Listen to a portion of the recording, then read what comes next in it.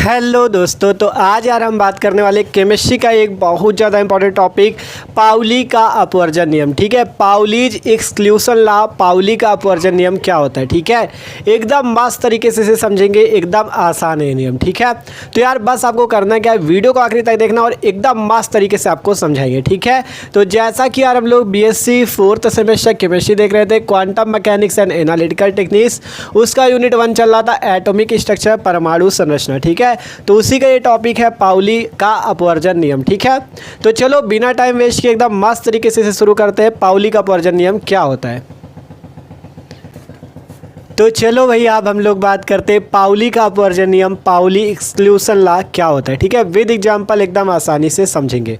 तो देखो सबसे पहले इसको पढ़ते चलो, जो यहाँ पे लिखा हुआ है पाउलीज एक्सक्लूशन लॉ, पाउली का अपवर्जन नियम। देखो क्या होता है, यहाँ पे हमने लिखा हुआ है एटम के किसी इलेक्ट्रॉन, एटम का मतलब परमाणु, परमाणु के किसी इलेक्ट्रॉन की पूर्ण जानकारी के लिए चारों क्वांटम नंबर्स NLMS की आवश्यकता होती है। अगर आपको किसी भी परमाणु की पूर्ण जानकारी चाहिए, मतलब परमाणु में जो इलेक्ट्रॉन है, कोई परमाणु है उसमें कोई इलेक्ट्रॉन है, अगर आपको उसके बारे में पूरा जानना है, उसकी स्थिति क्या है, उसकी ऊर्जा क्या है, ये सब कुछ अगर आपको जानना है तो आपको कौन बताएगा, क्वांटम नंबर। क्वांटम नंबर 4 प्रकार की होती है, NLMS, जहां N आपकी मुख्य क्वांटम संख्या होती है जिसे प्रिंसिपल क्वांटम नंबर, L आपकी क्या होती है, एजीम्यूथल क्वांटम नंबर जिसे द्विगंशी क्वांटम संख्या, M आपकी मैग्नेटिक क्वांटम नंबर जिसे चुंबकीय क्वांटम संख्या, S आपकी स्पिन क्वांटम नंबर जिसे चक्रण क्वांटम संख्या कहते हैं। इस प्रकार से 4 आपकी क्वांटम नंबर होती हैं जो कि परमाणु में किसी इलेक्ट्रॉन की ऊर्जा और स्थिति के बारे में पूर्ण जानकारी देती है। तो वही चीज़ कहा गया, एटम अर्थात परमाणु के किसी इलेक्ट्रॉन की पूर्ण जानकारी के लिए चारों क्वांटम नंबर्स NLMS की आवश्यकता होती है। और इन क्वांटम नंबर्स के संबंध में W पाउली 1926 ने एक नियम दिया जिसे पाउलीज एक्सक्लूशन लॉ अर्थात पाउली का अपवर्जन नियम कहते हैं। ठीक है, ये जो आपकी NLMS अर्थात चारों क्वांटम संख्या है, इसी के संबंध में आपके जो पाउली नामक साइंटिस्ट हैं W पाउली, जिन्होंने 1926 अर्थात 1926 में एक नियम दिया जिसे पाउलीज एक्सक्लूशन लॉ अर्थात पाउली का अपवर्जन नियम कहते हैं। ठीक है, सिंपल सी बात है, देख सकते हो कि परमाणु के किसी इलेक्ट्रॉन की जानकारी के लिए आपको चारों क्वांटम संख्याओं के बारे में पता होना चाहिए।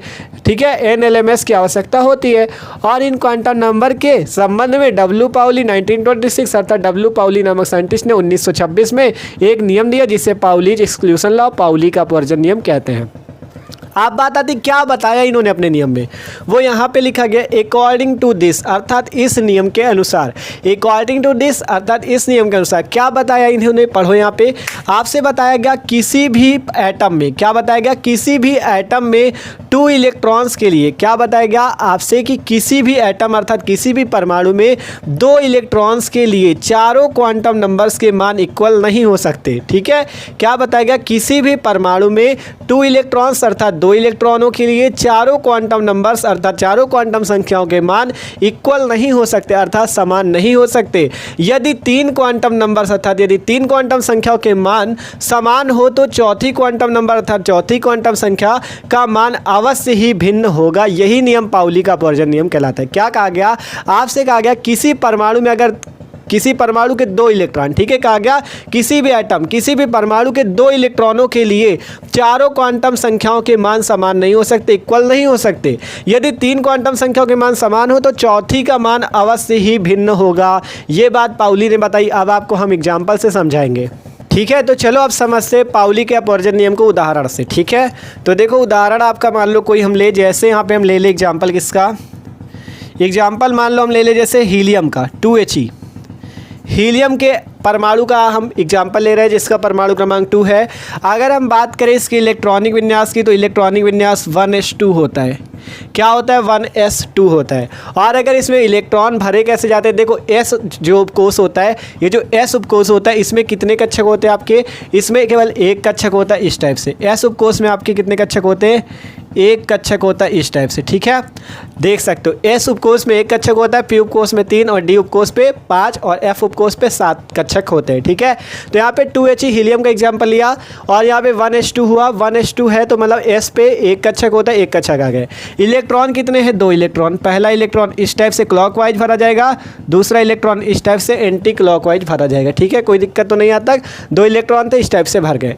अब बात आती, आपसे कहा गया किसी भी आइटम में 2 इलेक्ट्रॉन के लिए, ये आपका हीलियम का एक परमाणु था, इसके 2 इलेक्ट्रॉन है, देख सकते हो 2 इलेक्ट्रॉन है। तो कहा गया दोनों इलेक्ट्रॉनों के लिए चारों क्वांटम संख्याओं के मान समान नहीं हो सकते, ठीक है। दोनों इलेक्ट्रॉनों के लिए चारों क्वांटम संख्याओं के मान समान नहीं हो सकते। मान लो अब हम आपको दोनों इलेक्ट्रॉनों के लिए निकाल के दिखाएं, ठीक है। दोनों इलेक्ट्रॉनों के लिए हम आपको क्या निकाल के दिखाएं? चारों क्वांटम संख्याओं के मान निकाल के यहाँ पे दिखाएं, ठीक है। तो देखो पहले हम क्या करते हैं, इस पहले इलेक्ट्रॉन प्रथम इलेक्ट्रॉन के लिए दिखाते हैं, प्रथम इलेक्ट्रॉन के लिए, ठीक है, प्रथम इलेक्ट्रॉन या फर्स्ट इलेक्ट्रॉन के लिए। फिर यहाँ पे सेकेंड इलेक्ट्रॉन के लिए आपको निकाल के दिखाते हैं, ठीक है, सेकेंड इलेक्ट्रॉन के लिए, ठीक है। किसके मान निकाल के दिखाएंगे? क्वांटम नंबर्स के। तो यहाँ पे n का मान, l का मान, यहाँ पे m का मान और s का मान, ठीक है। n का मतलब क्या है? मुख्य क्वांटम संख्या। l का मतलब है द्विगंशी क्वांटम संख्या। m का मान है चुंबकीय क्वांटम संख्या। s का मतलब चक्रण क्वांटम संख्या। देखो हमने आपको क्वांटम संख्या एकदम ट्रिक से निकालना सिखाया हुआ है, जिसने वो वीडियो देखा उसको तो एकदम अच्छे से समझ में आएगा। अगर जिसने नहीं देखा तो भैया डिस्क्रिप्शन में प्लेलिस्ट है BSc 4th सेमेस्टर केमिस्ट्री की, उस पर जाके वीडियो देख लो, ठीक है। बहुत ही मस्त तरीके से समझाया है। तो देखो अगर आपको यहाँ पे इन चारों क्वांटम संख्याओं के मान चाहिए तो देखो ये जो n होता है, n को कहते क्या है हम लोग? मुख्य क्वांटम संख्या। इसका मान कैसे निकाला जाता है? देखो n का मान यहाँ से निकाला जाता है, जैसे 2He लिखा हुआ है तो इसके जो यहाँ पे लगा है ना 2, यही होता है n का मान, ठीक है, यही होता है n का मान 2, ठीक है। अब बात करें अगर l का मान, l का मान कहाँ से आता है? देखो l का मान अगर 0 होता है तो s उपकोष होता है, अगर l का मान 1 होता है तो p उपकोष होता है, l का मान 2 होता है तो d उपकोष होता है और l का मान 3 होता है तो f उपकोष होता है, ये हमने आपसे बताया था, ठीक है। तो यहाँ पे अगर s उपकोष है तो l का मान क्या होगा? 0, ठीक है। ध्यान समझो, l का मान 0 कब होगा? जब s उपकोष होगा, p उपकोष होगा तो 1 होगा, d उपकोष होगा तो 2 होगा l का मान, f उपकोष होगा तो 3 होगा, ठीक है। तो यहाँ पे अगर s है, देखो s उपकोष है ना, 1s2 है, s उपकोष है तो l का मान क्या हो जाएगा? 0। तो यहाँ पर से l का मान आएगा 0। ध्यान से समझ लो, एकदम आसान है, ठीक है। देखो n का मान कहाँ से आया? ये 2 लिखा है शुरुआत में तो 2 आ गया n का मान। l का मान कहाँ से आएगा? अगर s उपकोष इस टाइप से दिख रहा है तो l का मान 0, अगर p दिखता तो 1 आ जाता l का मान, अगर d दिखता तो 2 आ जाता और f दिखता तो l का मान 3 आ जाता। ये सिंपल सी बात हमने आपको बताई हुई है, ठीक है। तो ये आपको सबको पता होगा, ठीक है। तो यहाँ पे l का मान 0 क्यों आया? क्योंकि s उपकोष है। अब बात आती m का मान कहाँ से है? देखो m का मान यहाँ से आता है, m का मान होता है -l से +l तक। m का मान क्या होता है? -l से +l तक। अगर l का मान 0 आया तो यहाँ पर m का मान क्या हो जाएगा? -0 से +0 तक, ठीक है, -0 से +0 तक, अर्थात क्या आएगी वैल्यू? 0, ठीक है। तो यहाँ पर से m का मान भी क्या आ जाएगा? 0।